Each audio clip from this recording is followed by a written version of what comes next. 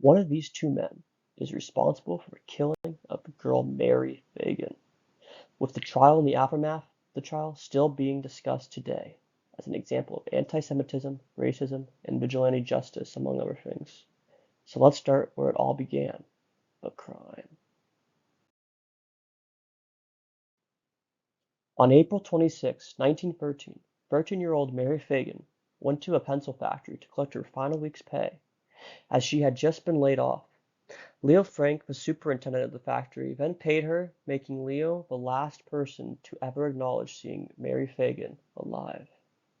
Soon after, she was allegedly sexually assaulted and brutally murdered. Newt Lee, a watchman, discovered her bruised and bloodied body in the factory's basement at about 3:30 a.m. and reported it immediately to the police. On the day of the murder, Leo Frank, who was the superintendent of the factory, was questioned in regards to the murder of Mary Phagan and released on the very same day, after detectives observed his behavior and concluded that it was unlikely he was the murderer. Arthur Molinax, a streetcar conductor who was seen with Phagan the night before she died, Gordon Bailey, an elevator operator at the factory, John Gant, a former bookkeeper at the factory, and Newt Lee, the Black Night Watchman who discovered Phagan's body, were also all arrested, questioned, and released 1 to 2 days after the murder, after their stories checked out. When public outrage began stirring up, the police relooked the suspects to try and find someone to arrest and put the public at ease. After reviewing the information, they rearrested Leo Frank, based on testimony from another worker, Montine Stover, who was also going to collect pay, and said that she had not seen Leo Frank in his office and that she had waited there from 12:05 to 12:10 p.m. According to George Epps, who was 15, and claimed to have rode with Mary Phagan to the pencil factory, and by looking at the sun, said he knew that she left the train near the pencil factory at exactly 12:07 p.m. A shady testimony to say the least, and one that would later be found out to be a lie, but only after it was too late. Using this time, the detectives determined that Mary Phagan would have been outside Leo Frank's store right at 12:10, and that Montine Stover should have seen Mary Phagan, as Montine was leaving. This combined with Newt Lee saying Frank called the factory later in the day on April 26th, the day of the murder, to see if everything was alright, which he had never done before, led to the Leo Frank rearrest on April 29th. But then, on May 1st, Jim Conley, a black janitor at the pencil factory, was arrested after he was found rinsing what appeared to be bloodstains out of his shirt that detectives suspected could be the blood of Mary Phagan. These two notes, discovered at the crime scene, were the biggest pieces of evidence that ever made it to court. The notes are written to make the detectives of the case believe that watchman Newt Lee committed the rape and murder, as the notes were meant to look like they were written by the victim, Mary Phagan. This is made clear by a description of a long, tall black Negro, which perfectly described Newt, but did not match Jim Conley, who was short, stocky, and lighter-skinned. According to detectives, though, both of these notes were written in Negro handwriting. Furthermore, when Jim Conley was arrested and questioned, he denied that he even knew how to write, which, given at the time, was not out of the ordinary, as around only 1/3 of black people in America were illiterate. Once detectives found out that this was a lie, and he had written many times at his job for Leo Frank, Jim Conley changed his story.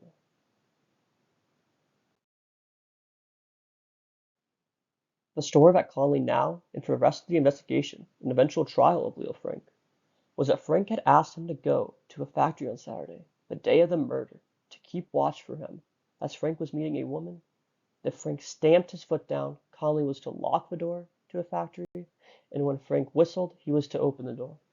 Conley was supposedly hidden in a dark place on the side of the elevator behind boxes as he performed his job.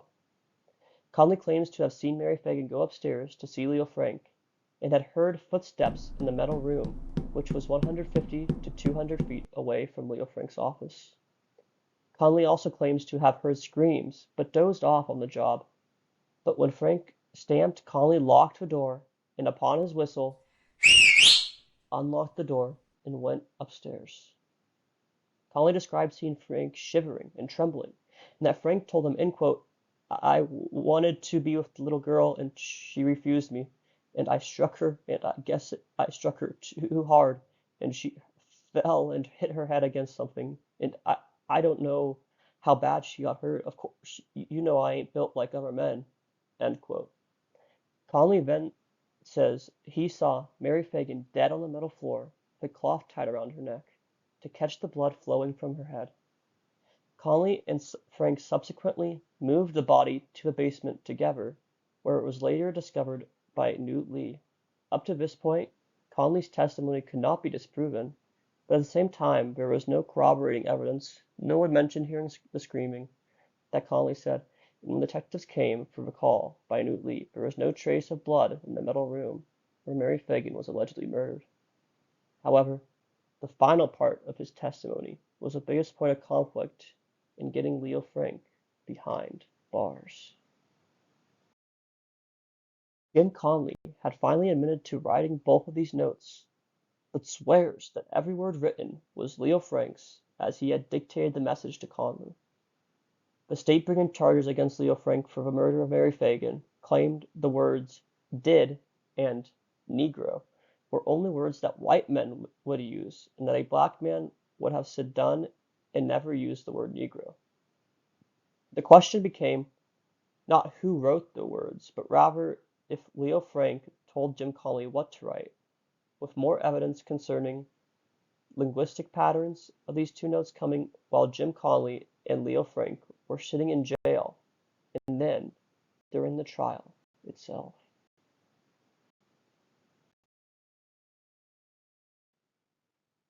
While in jail, charged with being an accessory to a crime, Jim Conley wrote 7 letters to a woman named Ann Maud Carter, who Conley had met at the courthouse. These letters were filled with obscenities directed towards Miss Carter, and frequently used the words "did" and "Negro."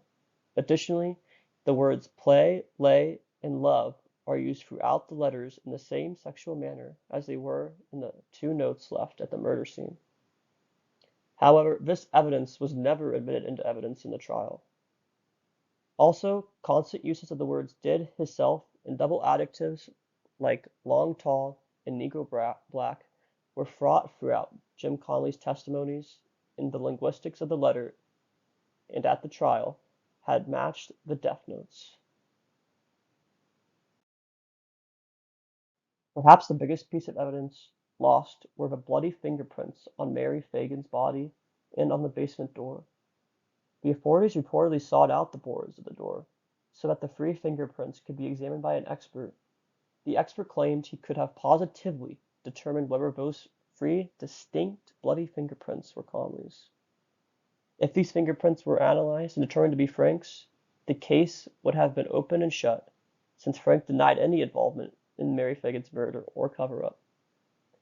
The prosecution, however, claimed to have lost the evidence. It remains a question today whether it was truly lost or if the prosecution destroyed it after testing it, because it made their case against Frank weaker and suggested more so that Conley could have been the culprit. The same kind of story arises for several strands of hair found by one of the factory workers in the metal room, caught in a piece of machinery. One expert who saw the hair said she did not believe that it belonged to Mary Phagan, but was unsure. This hair was then lost and not shown in court, with the prosecutors arguing that the hair definitely was Phagan's, and the defense disagreeing. If these hairs were preserved, we could have, with near certainty, determined if they truly belonged to Mary Phagan, and if they did, that would give a lot of credence to Conley's story that she had been killed in the metal room. Jim Conley claimed to have written a total of 4 murder notes, but only 2 were found. Conley claimed to have written these 4 notes in 2.5 minutes, but a detective claims he had dictated 8 similar letters to Conley, and it took him 6 minutes to write them. However, this evidence is pretty weak, since Conley could have been writing faster for the 4 letters under pressure, misjudged the amount of time it took him to write the letters, or the detective could be simply lying, since it was not recorded or corroborated by any other detectives. If these letters really were written, though, and found, they could have perhaps gave more insight into who wrote the letters as there would be much more linguistics to match and analyze. At trial, the jury found Leo Frank guilty of murder of Mary Phagan and given the death penalty by hanging. However, his death sentence was commuted by Georgia Governor John Slayton after he reviewed the case and was advised by the judge of the trial, Leonard Roane, who had serious doubts of Leo Frank's guilt, and instead of a death sentence, Leo Frank had been given life imprisonment.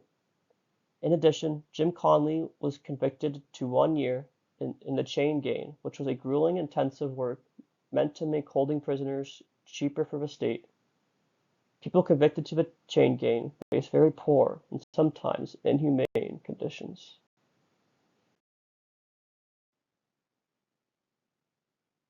The headline of the New York Times article on the left reads, Leo Frank's throat cut by convict, famous prisoner near death. On July 17, 1915, Leo Frank's throat was slashed by a fellow inmate, William Crean, while Frank was serving a life sentence. Soon after, a large group of people known as the Knights of Mary Phagan kidnapped Leo Frank from the penitentiary, drove him near the house of Mary Phagan in Marietta, Georgia, and hanged him there as they celebrated his death, even selling memorabilia. The conviction and lynching of Leo Frank sparked the fire that created two different prominent groups in America, one in defense of Leo Frank and another in direct opposition. Several of those who were a part of the group the Knights of Mary Phagan a month later joined and started the first ever resurgence of the Ku Klux Klan after the radical group had been largely inactive for 45 years. This resurgence saw a Klan that expanded their hatred from blacks to also Jews, Catholics, and all other immigrants to the U.S. The members of the Ku Klux Klan saw Leo Frank as yet another Jew coming into America and terrorizing the country. Thousands of Jews fled the state in response, and those who remained lived in fear. Those who came at the defense of Leo Frank started the Anti-Defamation League, whose mission was, in quote, to stop the defamation of the Jewish people and to secure justice and fair treatment to all, end quote. Much of the talk about this case today is the debate on the role that anti-Semitism played in the conviction and lynching of Leo Frank. The South was definitely anti-Semitic, and you could see there were some of those sentiments by the rhetoric used against Leo Frank and the governor who commuted his sentence, with people saying, kill the Jew, and calling for the governor, king of the Jews, to be put to death. It is also clear that most or all of those who lynched Frank were anti-Semitic, as many of them were a part of the second wave of the Ku Klux Klan, which was, among many other things, an anti-Jewish group. However, at the time, people were still deeply racist in the South, so to suggest that people thought Frank was guilty just from the fact he was Jewish, when a never-named suspect was black, does not hold up. In fact, this case is often cited as one of the first times in the South that a white man was convicted primarily on the testimony of an African American man. Some suggest, though, that it was this very racism that made jurors believe that Jim Conley was innocent and could not have done the murder. The theory goes that because Southerners viewed all blacks people as stupid, that a black man could not possibly make the intricate story that Conley had, or could have thought to fake the murder notes in order to try and frame someone. In their minds, it would have had to have been a white man to make such a complex cover-up. George Epps, the kid who gave the timeline for when Mary Phagan was supposed to be in the building, and one of the biggest pieces of evidence outside of Jim Conley's testimony against Leo Frank, was later proven to be false when George Epps retracted his testimony and said the detectives had coached him to lie about the event. George Epps was on the same streetcar as Mary Phagan, but sat 3 rows behind her, never had a conversation with her, and George Epps certainly was not keeping track of the position of the sun and noting when Mary Phagan left the streetcar. Additionally, several others recanted their statements after the trials, stating that the suspicious behavior they said they saw Leo Frank display was all a lie, that the detectives had coerced them into telling. In 1982, 69 years after the trial, Alonzo Mann came forward at age 83 and under oath claimed that he had seen Jim Conley as a 10-year-old worker at the factory, carrying Mary Phagan's body alone near the elevator on the day of the murder, but didn't share the information because Conley had threatened to kill him if he told anyone, and that Alonzo Mann's parents told him not to talk about it. If this statement is true, it highly suggests Leo Frank's innocence, since it proves Jim Conley's story wrong about Leo Frank helping him move her into the basement.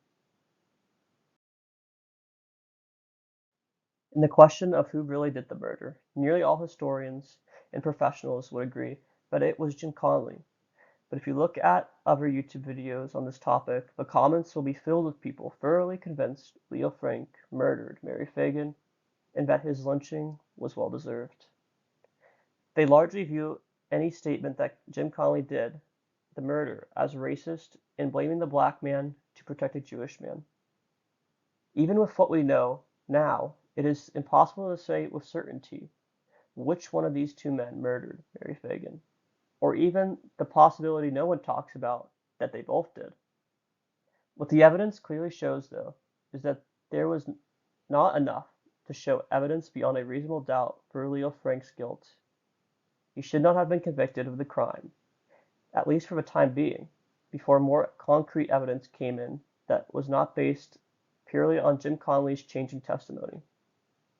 To be clear, I do not think there is enough evidence to say for certain Jim Conley did the murder either. Although the death notes match his linguistic style, his criminal record, and story which could not be proven by anyone or any evidence, except perhaps the evidence which was supposedly lost, both men did things that were suspect. I do think that Jim Conley is more likely the killer, given the notes and the lack of evidence that would be expected to be present given his story. But a lack of evidence is not enough evidence for a conviction. I think a large part of the conviction and lynching of Leo Frank was due to a rightful anger and wanting of justice for the death of a young girl, combined with a mix of anti-Semitism, pedophilia accusations by Jim Conley against Leo Frank, class differences, and participating in child labor resulted in Leo Frank's sentencing and the lynching of him, so the people of the city could feel a sense of justice for Mary Phagan's unfortunate death. Hope you enjoyed this longer form video. The one thing I ask though is do not make the comment section about the ADL or the current political climate with Israel. Although the ADL sprung from this event, it ought to be irrelevant to a discussion of one man's lynching or involvement in a crime. And as always, thanks for watching.